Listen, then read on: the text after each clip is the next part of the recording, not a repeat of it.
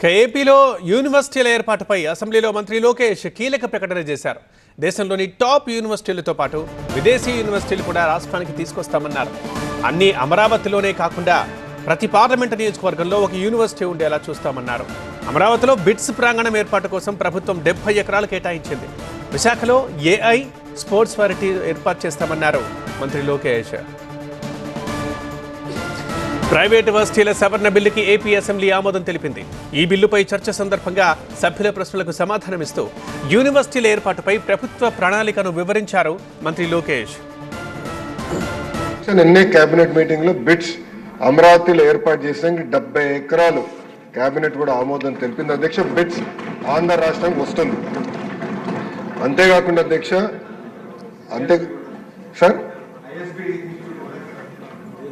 కోరికలు పెంచుతున్నారు, ఆగండి సార్, పూర్తి చేస్తా.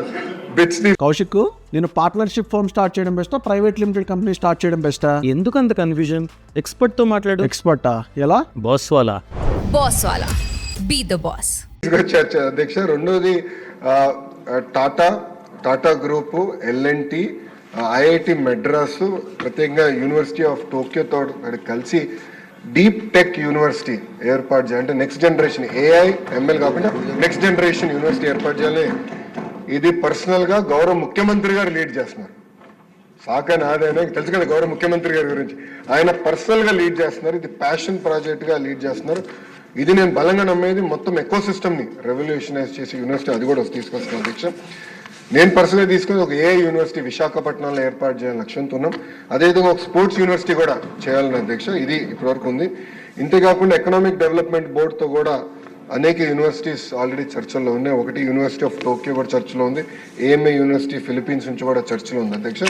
ఇంతేకాకుండా ఇతర యూనివర్సిటీలు కూడా వాళ్ళందరూ వచ్చి కలుస్తూ ఉంటున్నారు. సో ఈ సెషన్ అయిన తర్వాత వాళ్ళందరితో మీటింగ్ పెట్టుకుని పెద్ద ఎత్తున ప్రైవేట్ రంగంలో కేవలం ఇంటర్నేషనల్ యూనివర్సిటీ కాదు, భారతదేశంలో ఉన్న టాప్ యూనివర్సిటీస్ అందరినీ ఆంధ్ర రాష్ట్రానికి తీసుకొచ్చే విధంగా కేవలం అమరావతి విశాఖపట్నమే కాకుండా అన్ని ప్రాంతాలు, అంటే రాయలసీమకి వెళ్ళాలి, ఎవరు వెళ్ళాలి.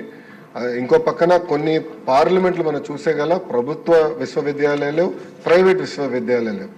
సో మంత్రి అయిన తర్వాత అది బ్యాలెన్స్ చేయాలన్న ఆలోచనలో అక్కడికి వాళ్ళకి అంటే కొంచెం ₹2 ఎక్కువ ఇన్సెంటివ్స్ ఇచ్చి అలాంటి ప్రాంతాలు కూడా తీసుకెళ్ళి అన్ని ఏదైతే పార్లమెంట్లోనే కనీసం ఒక్క యూనివర్సిటీ అనేది ఉండాలనే లక్ష్యంతో మన కూటమి ప్రభుత్వం పనిచేస్తుందని గౌరవ సభ్యులు తెలుపుకుంటూ ఉగ్ర నరసింహారెడ్డి గారు చెప్పారు అధ్యక్ష, IIIT గురించి ఆయన ఆల్రెడీ నన్ను కలిశారు.